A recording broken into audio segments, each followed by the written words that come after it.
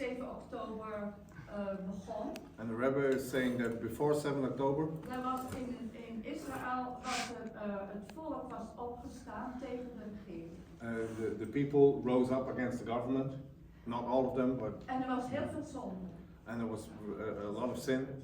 En daarop was er een bres of een toegang Yeah, that's why the wall was breached and there was access voor Amalek. for Amalek.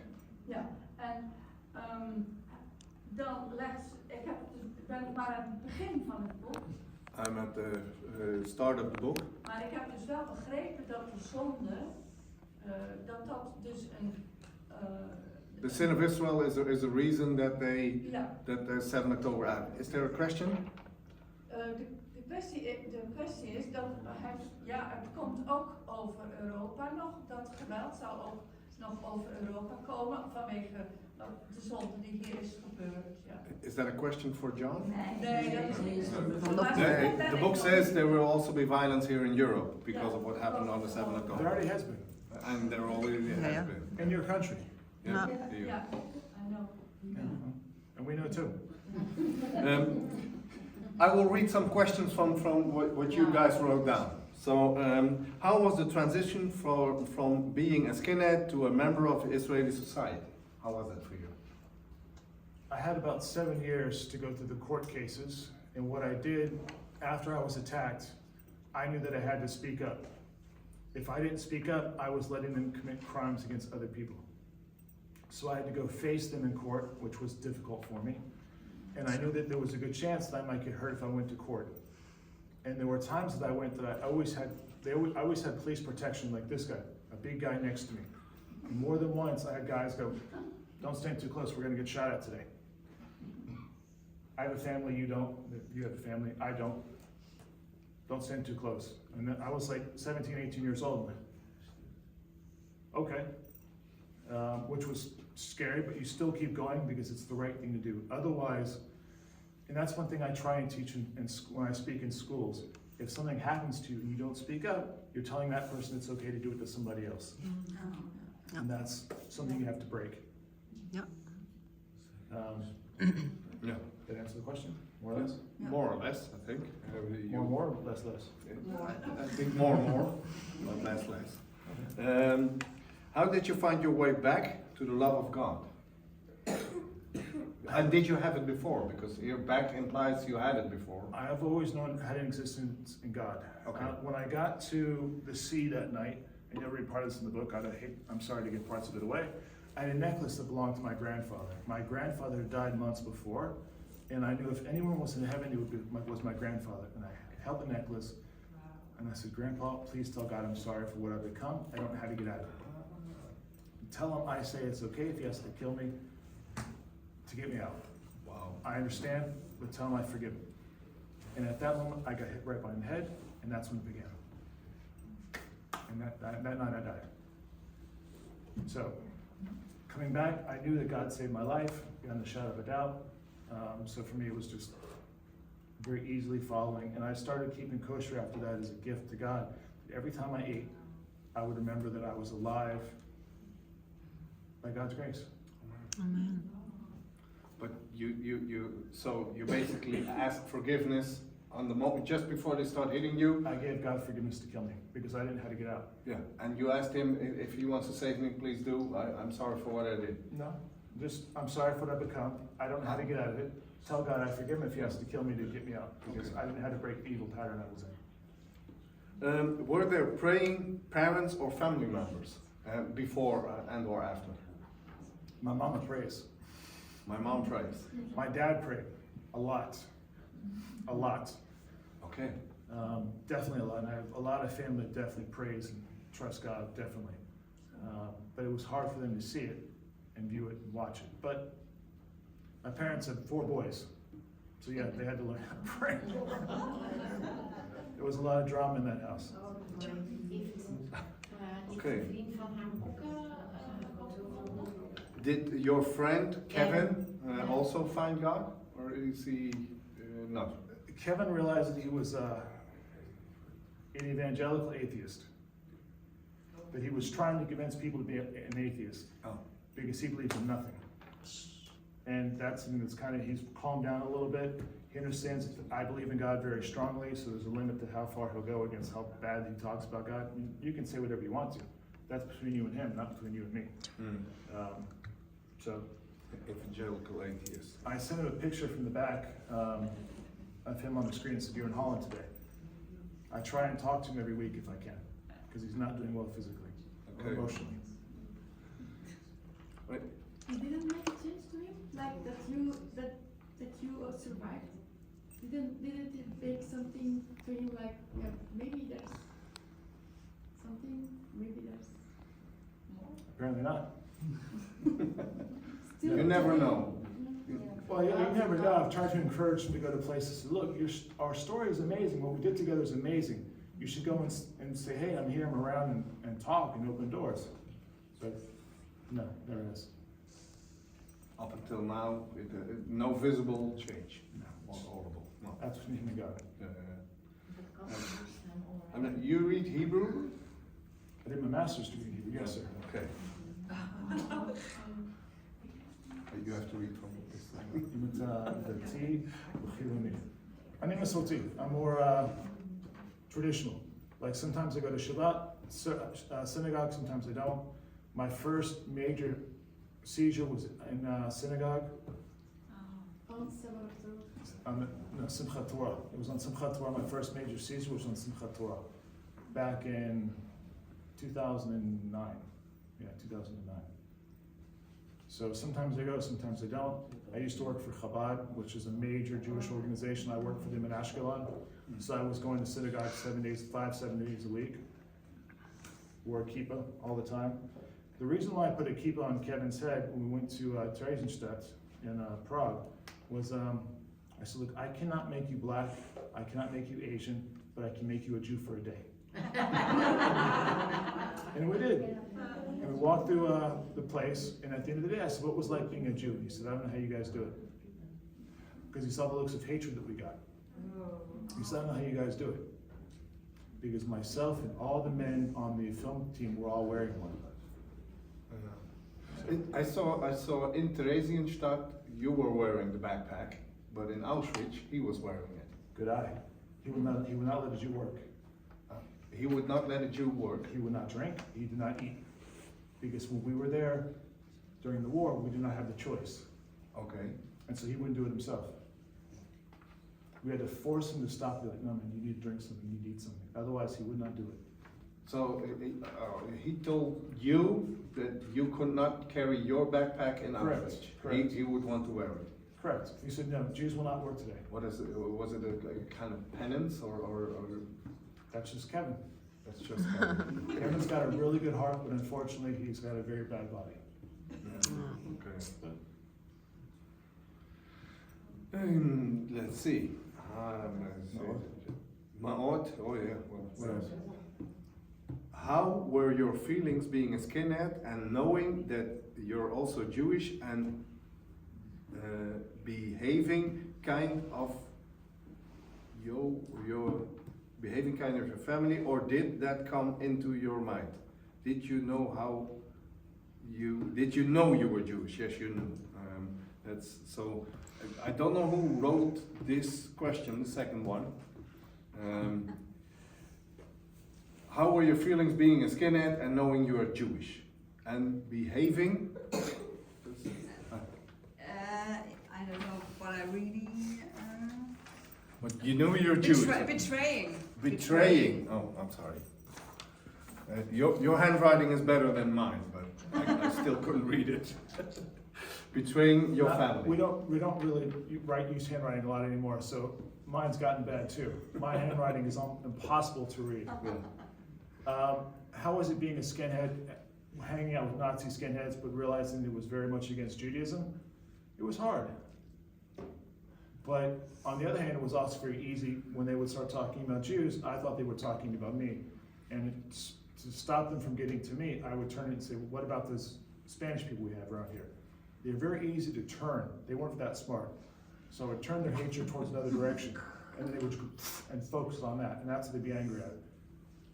But for myself, I knew every time I met with him, there was a good chance I was going to die. It was just a matter of when. I didn't know the when.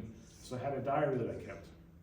And every day I'd write in the diary, I went here with this, I went there with that, we saw this, we did that.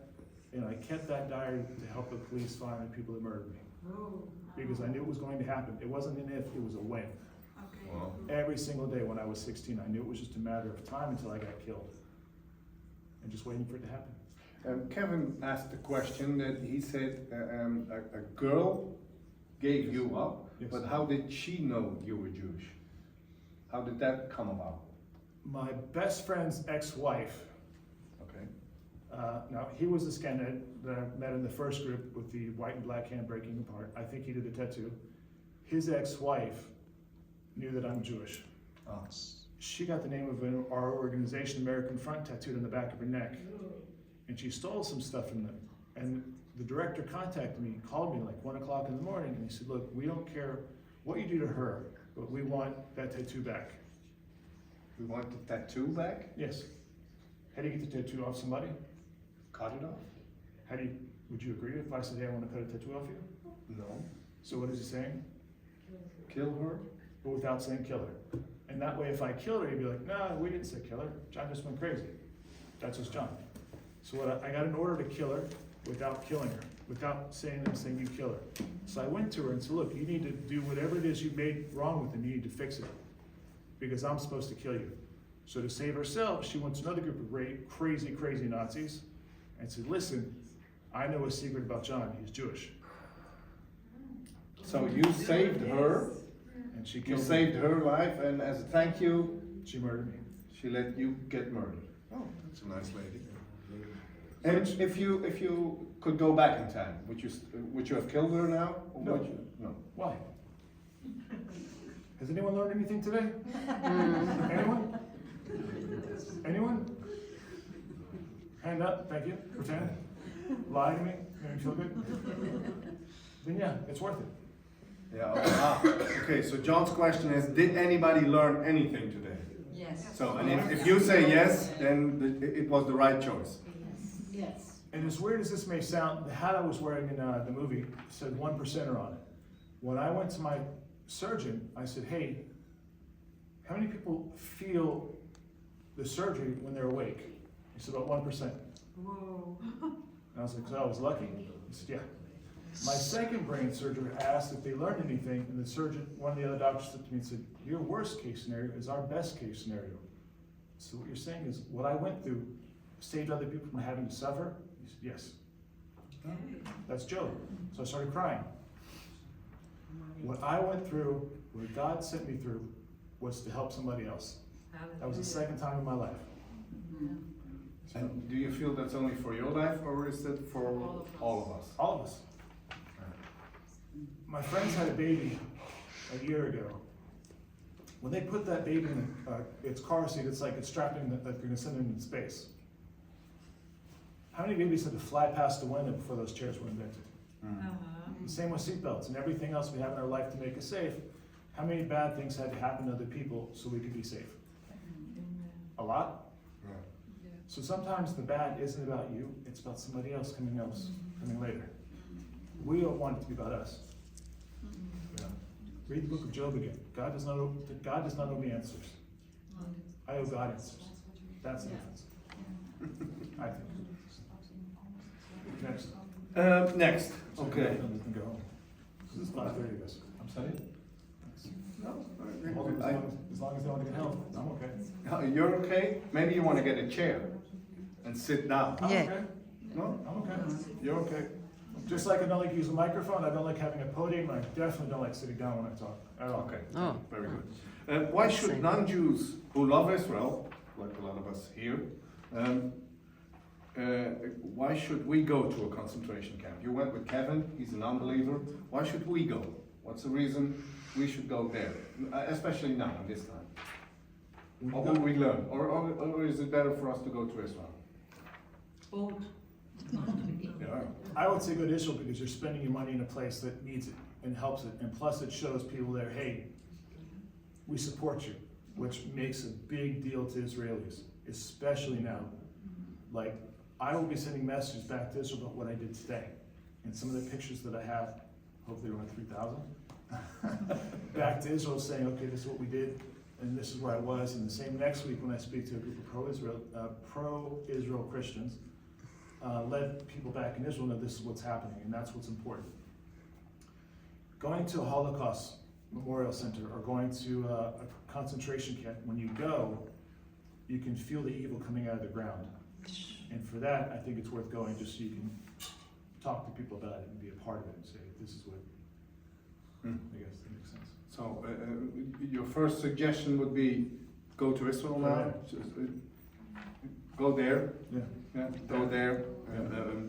Be there, just be there. That's what, when we went last year and you heard Willio talking about it, when we went, that we were there.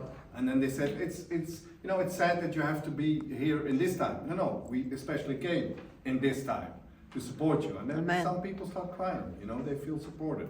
So, but that's still the case, because the hatred then was not as bad as it is now. Because not 40,000, Hamas didn't use 40,000 human shields to progress their war.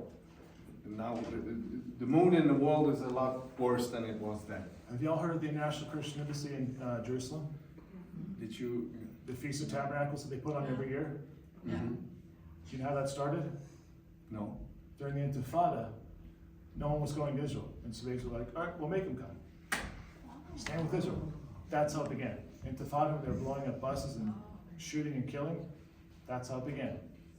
So yeah, you coming and supporting Israel in its hard times, it's a great deal to the Israelis. Because like, wait a second, Jews aren't coming, but you're coming? It means a great deal. Oh, it's in Zechariah. Yeah. That's what we learned today. Well, the whole story, today in Miketz was about the bad, it's for the good. Yeah. That's right. The parasha today. Ja. Last year. Yeah. Like, Any it take more? time. No. No, it's all right. More questions. Misschien ook She's like, I wrote 6 more. Is there a difference between Orthodox Judaism and Second Temple Judaism? what? That's a Show me theological question. these actually. Yes, there are differences, but this is not, it's too long to get into it. Okay. Mhm. How was this? Did you experience it? Did you experience attack from demons? I've definitely sensed evil in my presence, and I realized that it's just, when I felt something like that, it's like, look, if I get slowed down, and that's what you are that's doing this, at some point God's going to say, where's John? And you're the one that's going to say, I stopped him. You've seen him, I haven't. So do you really want that on you? And whatever happened would always pause. Wow. It would just pause. And that's either bad dreams or whatever, it would stop. And Could that's- you repeat that, please? Using Yeah, please. reverse psychology, that if something bad was happening, like that I felt was spiritual or I just felt like off, and I would say, look, I've never seen God, you have. You know what he's like more than I do. Oh. If I'm supposed to be someplace, and you're the one slowing me down, and I'm not there, and he looks, where's my John? You're the one that has to go, he's not here because of me. You know what it's gonna be like. Yeah. I don't. Did everybody get that? Yeah. Okay, dus als John, I'm going to translate this. John zei, als ik dus voelde dat er een duistere macht, iets onverklaarbaar, weet je wel, wat mij tegen het houden was, dan zei ik daartegen, jij kent God beter dan mij. En jij weet dat ik nu ergens moet zijn.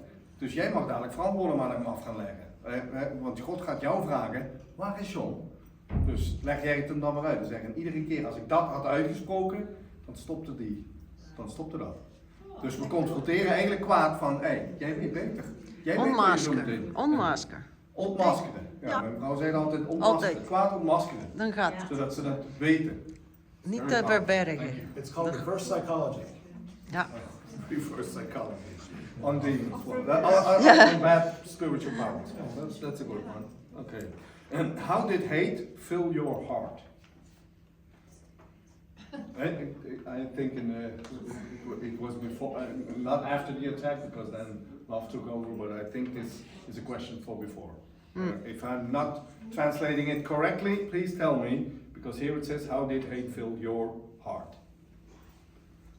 I never really had full hate in my heart. I definitely had prejudice in my heart or fear of others, because I went to a school when I was in the 7th grade that it was in the inner city of the United States. We were taken from the suburbs to the intercity, and when we were there, a lot of us were attacked by the black kids that lived in the city, and we became afraid of them. I remember going up the stairs one day, and a group of much older students were saying, he's a dangerous white boy, and I got jumped by like 4 to 5 black guys, and they kept sitting on me and hitting on me. Dangerous. I was a nerd. I was a danger to myself, not to anybody else. But it built the fear, and that happened again and again and again. And over time, you start having a concern. And it's not a hate, it's just a reality that maybe I should avoid certain situations. That's it. Which Kevin talks about. If it happens more than once. Yeah. Was that also a motivation to join the skinheads? Because I think in the documentary you do allude to it or say it. Well, we were all beaten up by a lot of white kids. Also. Yes, definitely beaten up by white kids. There was a greater chance of getting beaten up by the sports players at our school than being beaten up by a group of blacks or something like that. So being involved in skinheads was basically, when you're a nerd, anyone here ever a nerd? Yeah. You get beaten up or made fun of? They're mean, right? So, yeah, it's nice to have a group of people who will protect you.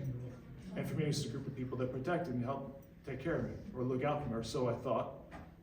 Yeah. And it was first a non-racist. Correct. skinhead. Correct. So that made the entry okay. We had black guys that hung out with us, yeah. We had a guy we called Black Joe that was just shaved his head and hung out with us.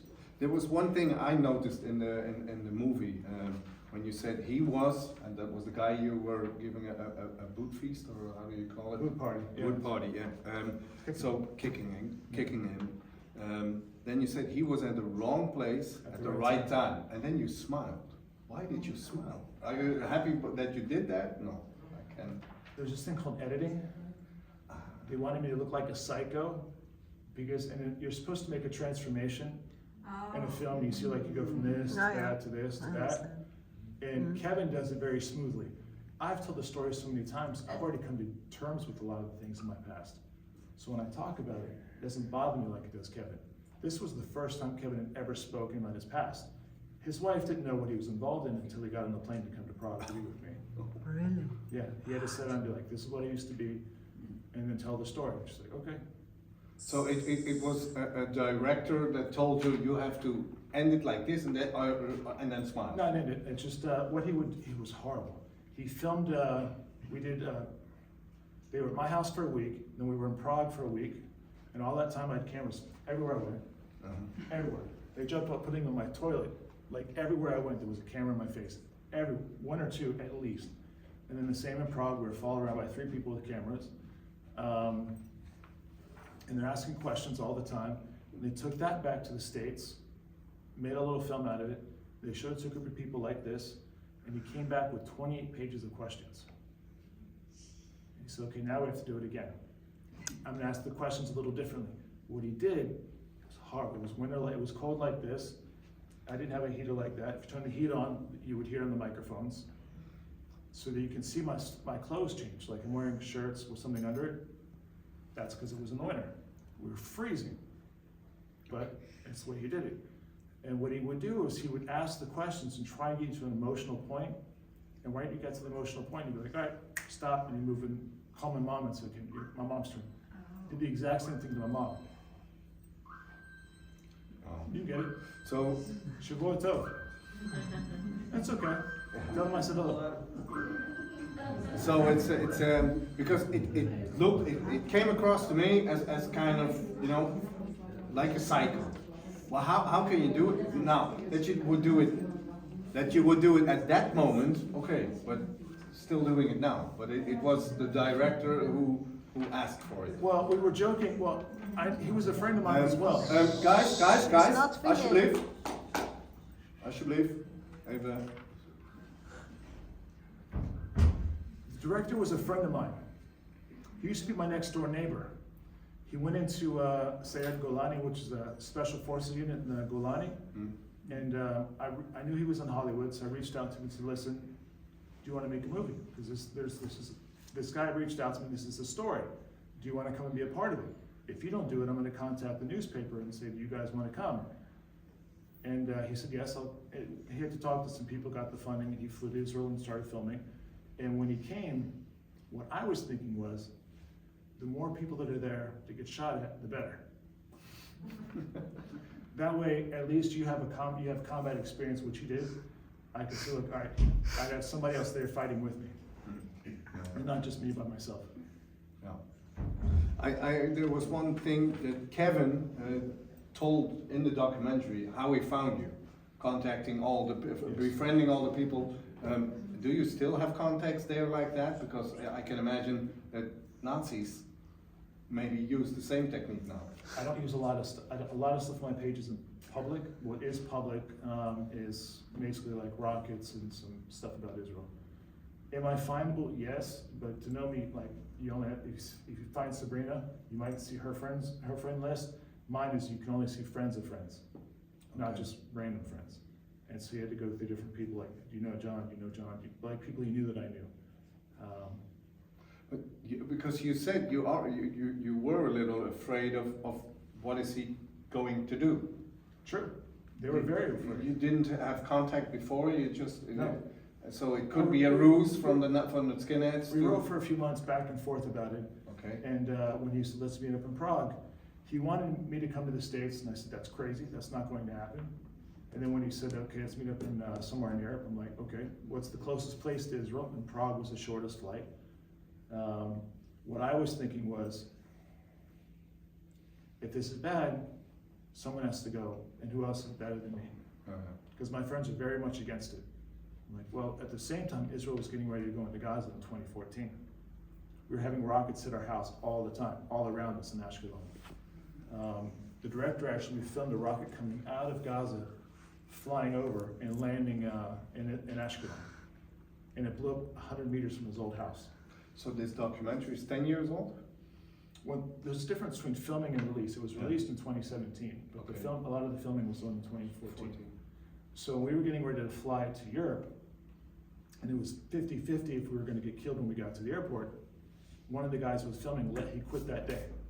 He went to the store next to my house and bought a whole bunch of hummus, filled up the suitcase, and flew back to Europe. He's like, I'm done.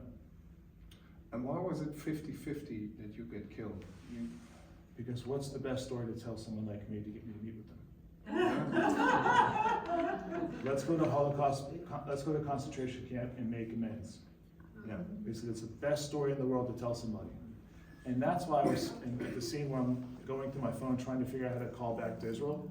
That's why I was so concerned, because there were people I knew back in Israel that if I didn't send the right code every day, they were going to reach out to people that would send people to Europe to kill Kevin. Wow. Yeah. And so like I was trying every day to make sure that. And skinheads have that kind of power or influence that they could say, we're going to send some guys to Prague and jump them there? We'll find guys in Prague. Or we find, because the skinheads movements, they stay in contact. It's global. It is the largest export of the United Kingdom. It's literally in every country around the world. Excuse me? They're underground. Some, yes. They've gone more underground now today, and they're growing out the hair more. So, if you look at the film, you can even see if you see the trailer someplace, you'll see my eyes and the guy next to me in red at the airport. You can see them shaking. That guy had Nazi tattoos on. No. The bald guy? Yeah. Okay. He had Nazi tattoos on. Not on the Arnday film. Well, you have to like zoom in, I guess, but yeah, they're there. There was a camera guy next to me, and I looked at him and I was like, film this guy, because I was convinced that he was going to kill us. You want him in the picture? And I was like, get him and film him. But the camera guy, you don't. Yep. What do? You back up. And so he kept backing up, and I'm like, until finally I yelled at him in Hebrew. I was like, "Tetzelemoto, tetzelemoto, ze yum shalom, tetzelemoto." Film him. Here's our threat. And that's when they started understanding that I was getting so distressed. They went and got one of the producers to come out and